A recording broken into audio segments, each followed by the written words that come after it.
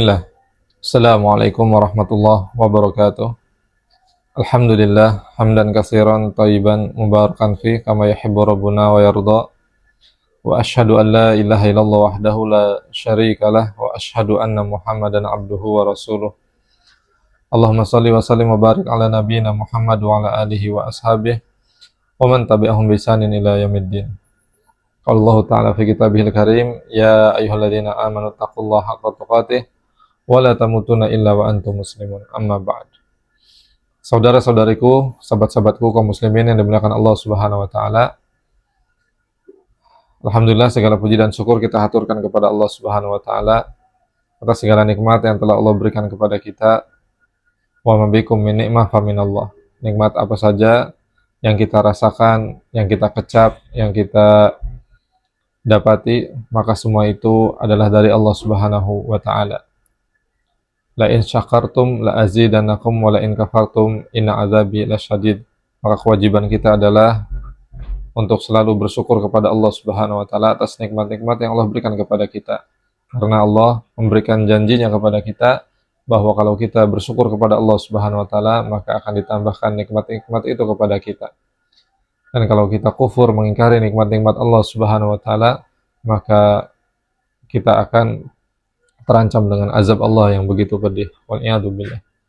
Salawat beriring salam semoga tetap tersampaikan kepada suri tauladan kita Nabi Muhammad SAW, yang mana beliau merupakan teladan di dalam kesyukuran, bahwa manusia yang paling bersyukur kepada Allah Subhanahu wa taala adalah Nabi kita Muhammad SAW, dan beliau wujudkan rasa syukur itu dengan gigihnya beliau di dalam beribadah kepada Allah Subhanahu wa taala, sebagaimana Aisyah radhiyallahu anha pernah mendapati Nabi SAW kakinya itu memar, kakinya itu bengkak, kakinya itu memerah karena saking seringnya menjalankan sholat tahajud, qiyamul lail, berdiri dengan begitu lama sampai kakinya bengkak, sampai kakinya memar.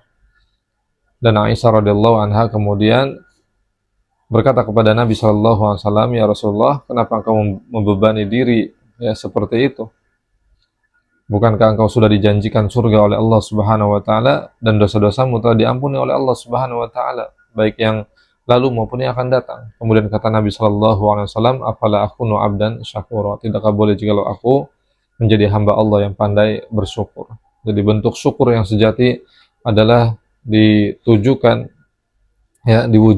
dalam bentuk kesungguhan seorang hamba beribadah kepada Allah Subhanahu wa taala. Tidak sebatas ucapan lisan semata rasa syukur itu dengan mengucapkan alhamdulillah, tetapi juga ditunjukkan, ditampakkan dengan kegigihan dan kesungguhan di dalam beribadah kepada Allah Subhanahu wa taala.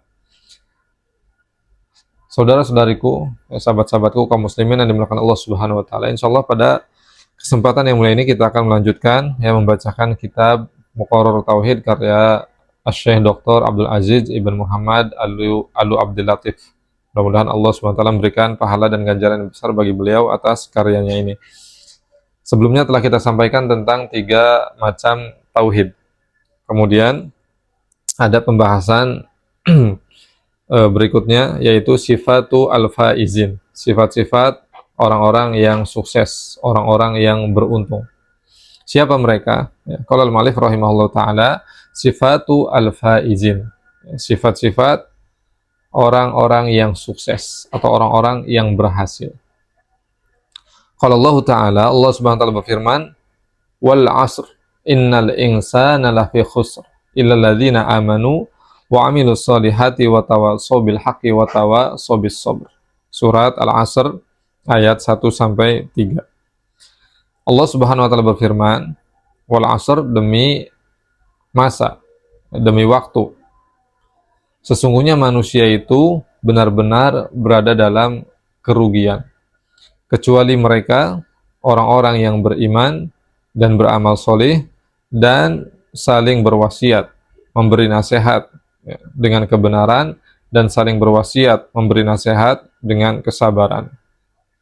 Aqsamallahu ta'ala bil 'asr wa huwa az-zaman ala anna al-insan fi khasarah wa halakin illa man haqqaqa arba'a sifatin.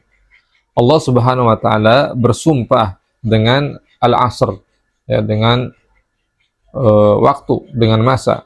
Dan ada juga yang menafsirkan al-asr ini dengan waktu asar. Wa huwa az-zaman. Adapun Syekh Dr. Abdul Aziz menyebutkan tafsiran asr di sini adalah wa huwa az-zaman, yaitu adalah zaman, jadi waktu. Ya.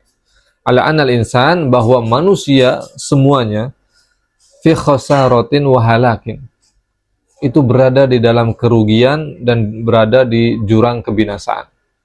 Jadi seluruh manusia tanpa terkecuali itu mereka berada pada posisi yang mengkhawatirkan, yaitu kerugian dan jurang kebinasaan. Illa, kecuali man haqqaqa arba'a sifatin, kecuali mereka manusia yang merealisasikan 4 sifat, yang pada diri mereka itu terkumpul 4 sifat. Apa itu? Yang pertama al-iman, yaitu keimanan, mencakup wa huwa ma'rifatullahi ta'ala wa ma'rifatu nabihi wa ma'rifatu dinil Islam.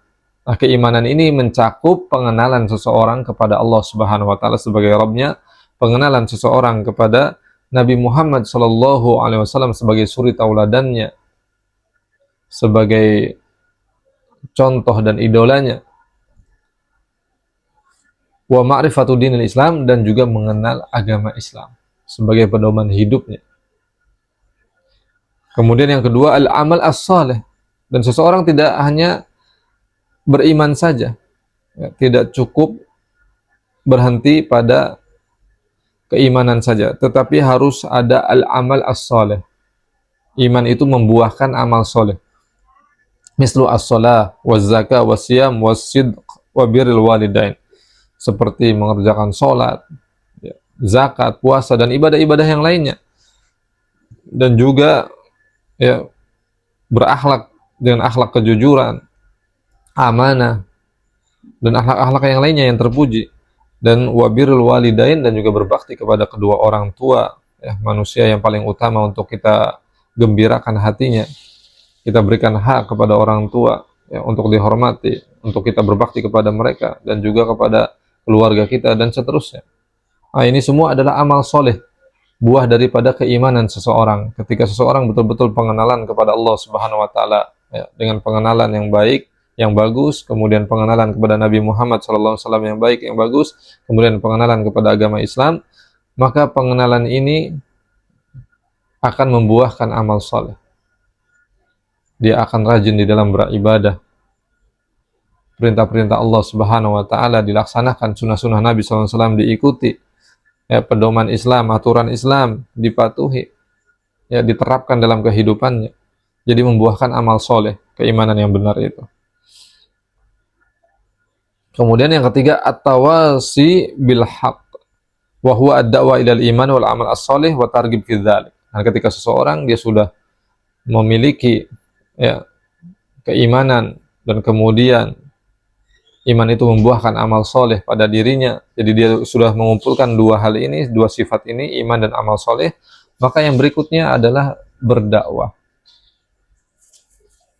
Jadi setiap kita sejatinya memiliki tanggung jawab dan memiliki tugas untuk mendakwahkan agama Allah Subhanahu wa taala kepada umat manusia. Dimulai dari keluarga kita, orang-orang yang terdekat dengan kita. Kita dakwahi mereka. Kita sampaikan, ya, kebenaran tentang agama Allah Subhanahu wa taala. Kita sampaikan kepada mereka supaya mereka mengenal Allah, mengenal nabinya, dan mengenal agama Islam. Nah, sesuai dengan kemampuan kita. Ya. Jadi ada tanggung jawab bagi setiap kita untuk berdakwah, mengajak orang lain kepada kebaikan, kepada agama Allah Subhanahu wa taala, kepada jalan Allah Subhanahu wa taala. Kemudian at-tawasi bis sabr, dan juga saling menasihati, berwasiat, ya, untuk bersabar. Wa huwa as-sabr ala fi'lit ta'at wa sabr inda wuqu'i al-masaib. Itu sabar, ya, di dalam menjalankan ketaatan-ketaatan kepada Allah Subhanahu wa taala. Di antaranya tadi, ya, ketika kita berdakwah, menyampaikan agama Allah Subhanahu wa taala, menasihati orang lain, mengingatkan orang lain, maka tentu tidak setiap orang akan senang dengan kita. Ya, apalagi sebagaimana yang dikatakan, kalau kita mengajak orang lain pada kebaikan, akan banyak yang mengikuti kita. Tetapi ketika kita mengingkari perbuatan buruk mereka, ya menentang kebiasaan buruk mereka, mengajarkan kepada mereka tentang larangan-larangan Allah, sesuatu yang haram yang harusnya dijauhi, maka banyak orang yang akan membenci kita. Karena memang manusia, mereka diliputi oleh syahwat, yang mana syahwat ini selalu mendorong mereka kepada keburukan. Dan ketika mereka sudah terjangkiti, ya, syahwatnya ini condong kepada keburukan, maka mereka akan merasa terganggu ketika diingatkan. Ayo jauhi hal-hal yang diharamkan, hal-hal yang dilarang. Maka ketika itu banyak orang yang akan menentang kita, ya, banyak orang yang tidak suka dengan kita, maka di situ kita bersabar, ya, di dalam berdakwah, menyampaikan terus, ya, jadi beramar ma'ruf dan nahi mungkar, mengajak orang lain kepada kebaikan dan juga mencegah orang lain supaya tidak berbuat kemungkaran. Nah, dalam melakukan hal itu maka kita butuh kesabaran, ya, karena berdakwah, ya, menegakkan amar ma'ruf nahi mungkar itu merupakan ibadah, ya, merupakan ketaatan yang besar di sisi Allah Subhanahu wa taala, yang mana kita butuh kesabaran di dalamnya.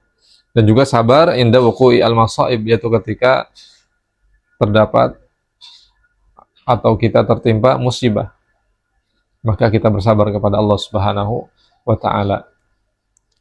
Ya, kita mendapatkan banyak gangguan sehingga menimpa fisik kita. Misalkan ada orang yang tiba-tiba dia menimpakan sesuatu yang bahaya kepada kita, kemudian mengancam dan seterusnya, mengintimidasi kita karena kita menegakkan amar ma'ruf nahi mungkar dan berdakwah, ya, mengajak manusia kepada jalan Allah Subhanahu wa taala. Maka ketika terjadi sesuatu yang tidak kita senangi, sesuatu yang tidak kita sukai, maka kita hadapi itu dengan kesabaran.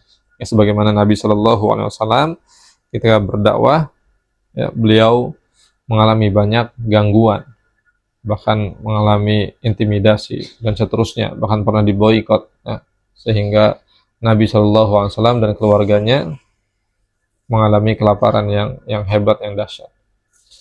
Maka di situ butuh yang namanya kesabaran. Nah, inilah, ya, sahabat-sahabatku kaum muslimin yang dimuliakan Allah Subhanahu wa taala, 4 sifat yang mudah-mudahan kita dibimbing oleh Allah Subhanahu wa taala untuk bisa memiliki 4 sifat ini, ya, yaitu keimanan, amal soleh, ya, kemudian kita berdakwah di jalan Allah atau menegakkan amar ma'ruf nahi mungkar, mengajak orang lain pada kebaikan dan mencegah orang lain dari kemungkaran. Kemudian yang keempat adalah bersabar. Siapa yang terkumpul pada dirinya 4 sifat ini, maka sungguh dia adalah orang yang akan meraih kesuksesan di sisi Allah Subhanahu wa taala, akan mendapatkan keberhasilan yang besar di sisi Allah Subhanahu wa taala, menjadi orang-orang yang beruntung yang mendapatkan surga Allah Subhanahu wa taala. Dan Imam Asy-Syafi'i rahimahullah, ya, pernah menyebutkan tentang surat Al-Asr ini. Kata beliau, "Lau ma anzalallahu hujjatan linnas illa hadhihi surah lakafathum." Kalau sekiranya Allah Subhanahu wa taala tidak menurunkan, ya, Al-Qur'an untuk menjadi hujjah bagi manusia kecuali surat ini saja, maka surat ini sudah menjadi hujah yang cukup bagi umat manusia. Ya, jadi ini memiliki kandungan yang luar biasa. Surat Al-Asr ini, ya, menjelaskan tentang keadaan manusia bahwa sejatinya seluruhnya itu berada dalam kerugian, berada dalam jurang kebinasaan, kecuali orang-orang yang memiliki sifat-sifat yang disebutkan oleh Allah Subhanahu wa taala, yaitu mereka yang beriman, mereka yang beramal soleh, mereka yang berdakwah, dan mereka yang bersabar di atas jalan dakwah. Demikian sahabat-sahabatku kaum muslimin yang dimuliakan Allah Subhanahu wa taala, mudah-mudahan bermanfaat dan kita terus, ya, mengkaji ilmu agama Allah Subhanahu wa taala, karena dengan ilmu maka insyaallah kita akan bisa menjalankan ibadah dengan baik dan benar, dan kita bisa menjalani kehidupan di dunia ini lebih tenang, lebih damai, dan kita bisa merasakan kebahagiaan, kegembiraan dalam segala keadaan dan kondisi, ya, karena ilmu itu menuntun kita, ya, untuk selalu optimis dalam menjalani kehidupan ini, karena kita tahu bahwa selalu ada Rabb kita Allah Subhanahu wa taala yang menilai kita dalam segala keadaan dan kondisi. Ketika kita mendapatkan kesenangan, kita bersyukur, Allah menilai rasa syukur kita, dan ketika kita dalam keadaan sempit, ya, terhimpit, kita bersabar, maka Allah SWT menilai kesabaran kita. Jadi tidak ada yang sia-sia bagi kita di dalam menjalani kehidupan di dunia ini. Semuanya akan ada nilainya di sisi Allah Subhanahu wa taala, dan tidaklah itu diraih, ya, dan tidaklah itu bisa didapat kecuali dengan kita menempuh jalan, yaitu menuntut ilmu. Ilmu akan menjadi cahaya bagi kehidupan kita. Demikian, barakallahu fikum jami'an. Subhanallahi bihamdika asyhadu an la ilaha illa anta astaghfiruka wa atubu ilaik. Alhamdulillah wa sallallahu ala nabiyina Muhammad. Assalamualaikum warahmatullahi wabarakatuh.